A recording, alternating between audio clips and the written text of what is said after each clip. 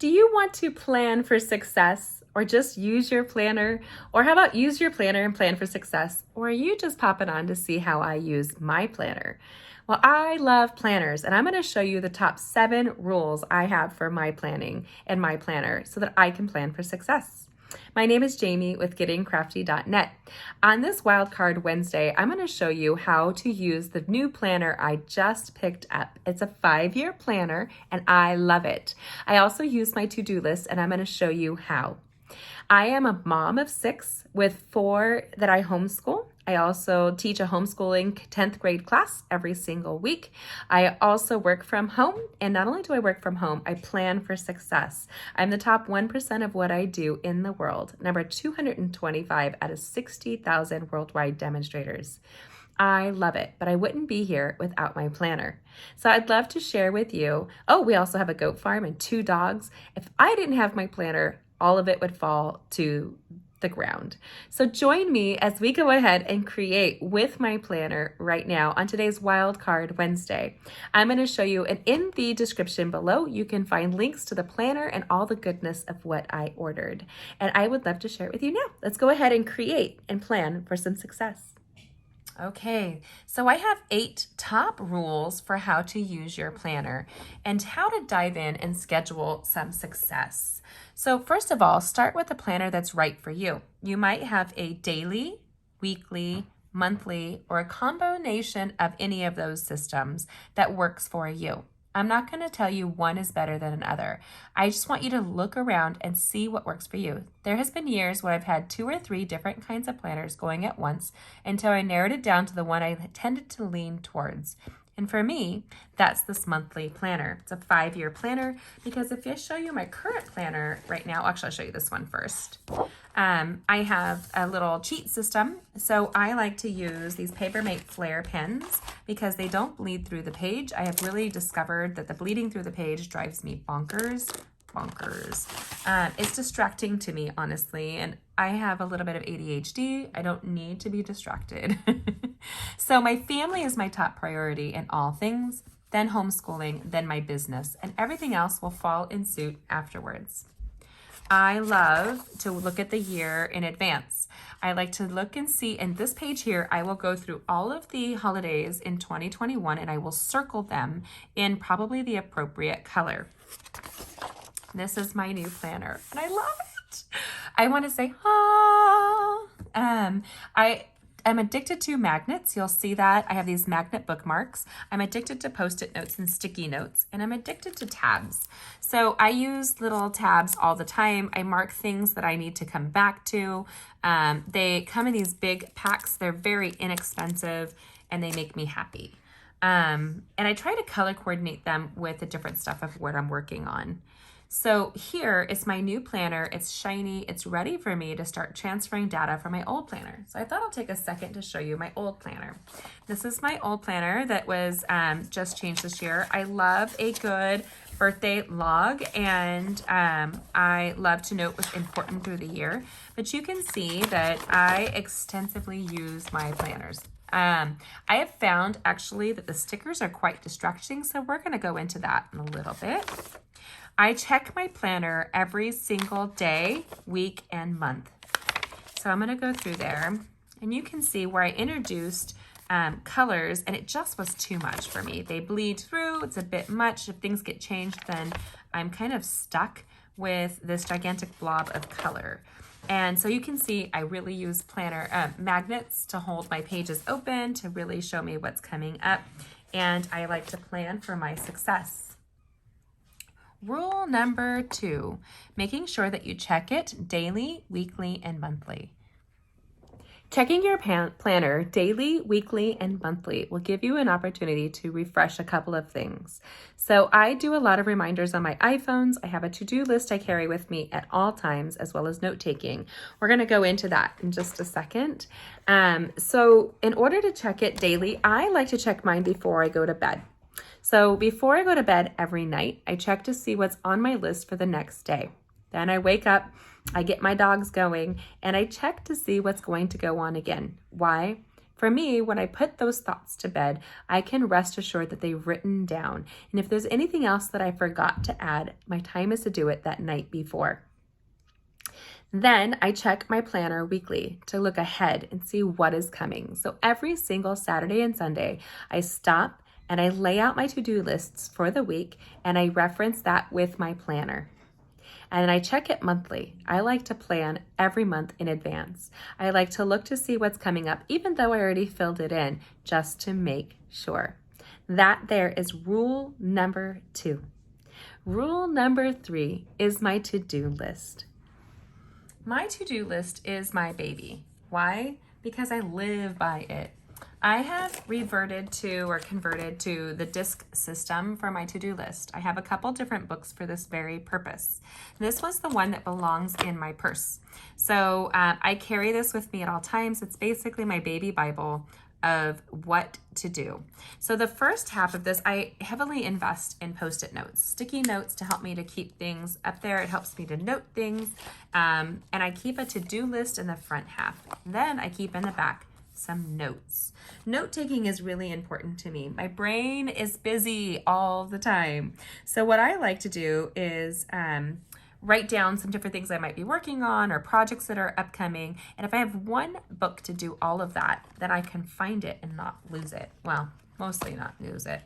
My to-do list, I make sure that I check it out for the full week.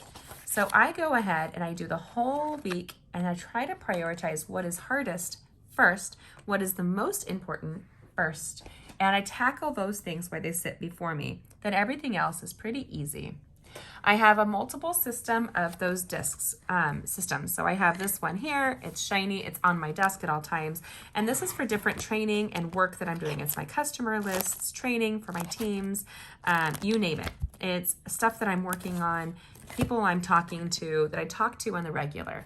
This is something so that I can find everybody that is important in one place because my business is important to me.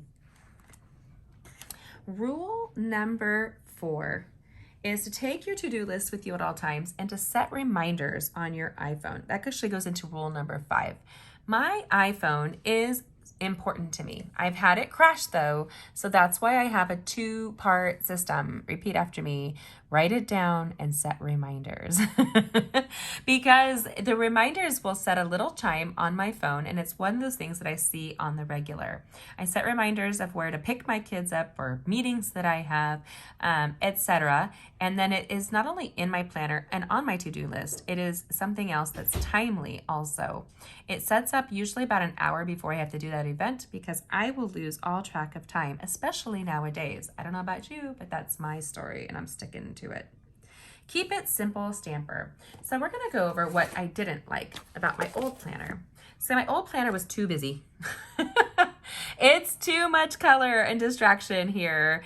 And I have in the past preferred using colored pens. So I usually do pencil and I moved into colored pens, and my addiction is the eraser, the whiteout roller. I love my whiteout roller. You can see it is actually on almost all my pages. I make sure that all of my holidays are marked and I go through all the things that we need to do. But what distracted me was it's way too much going on. The stickers were too much. The little strips were too much. I love my Post-it notes. They're awesome. It reminds me of what to do in a timely manner, and then I rip it off when it's not feasible anymore. So you can see these were basically just fillers. I don't even look at them. I found that it was quite a waste of time. Keeping it simple, Stamper, means that you just focus on planning your success. That's what I do. I plan my success. So as I've made the other investment, $8 is nothing, but $8 into my new planner. We have so many new changes happening in the chapter number 1. My friend Monique was telling me 2020 was a 0 out and 2021 is where we're gonna start chapter 1. So my colored pens are my key. So I'm going to go through and I will make sure that all of the family birthdays are listed in purple all year long. So you'll see here that I'm going to grab my pretty little purple pen and I'm going to note that January 6th is my father-in-law's birthday.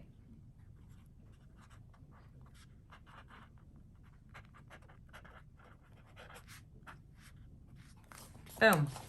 So I will go through the whole year. So planning for my children is pretty easy. My son is going to turn 17 on the 17th this year. So I'm going to put down who's named after his grandfather. And then my Genevieve is the 2nd. So we're going to do here.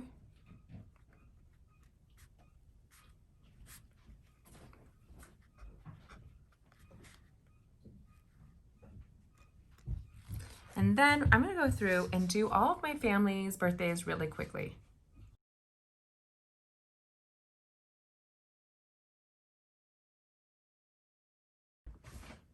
So you can see that I started filling in our families. We've got a huge family. So I was going to spend some more time writing it better where I'm not in such a rush. Secondly, my family color coordinating system is key to me.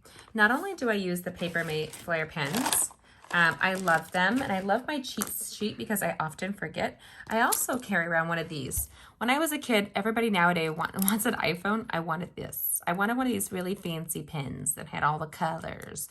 I actually keep this in my purse, and I use it all the time just to emphasize something, especially in my note-taking.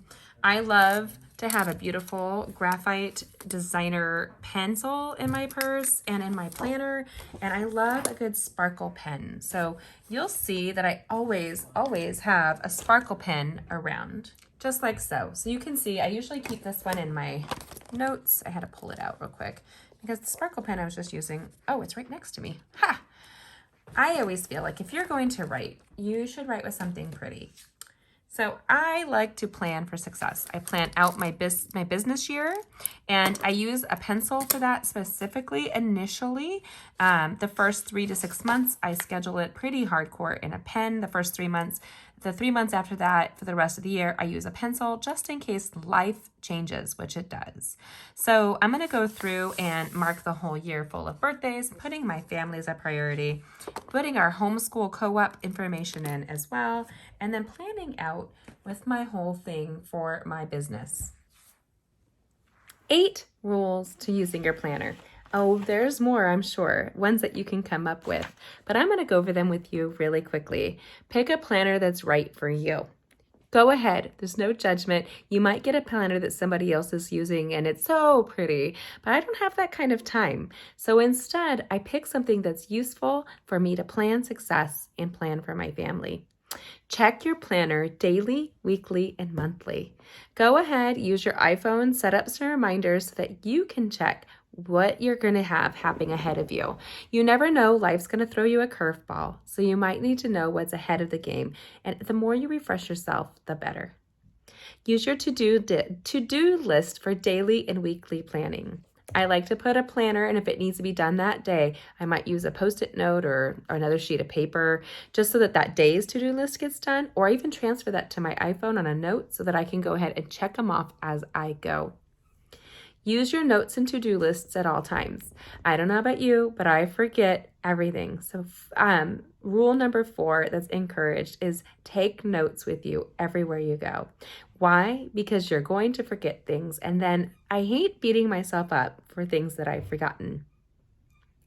Setting up my iPhone reminders, that is rule number 5. Don't forget to remind yourself in a multitude of ways. You are worth it, but life is busy and life is hard to manage. So go ahead and set up some iPhone reminders so that you're on top of that. Number 6, keep it simple, Stamper. Go ahead. You want success? You don't need to have your planner be super crazy or busy. Instead, just plan on planning.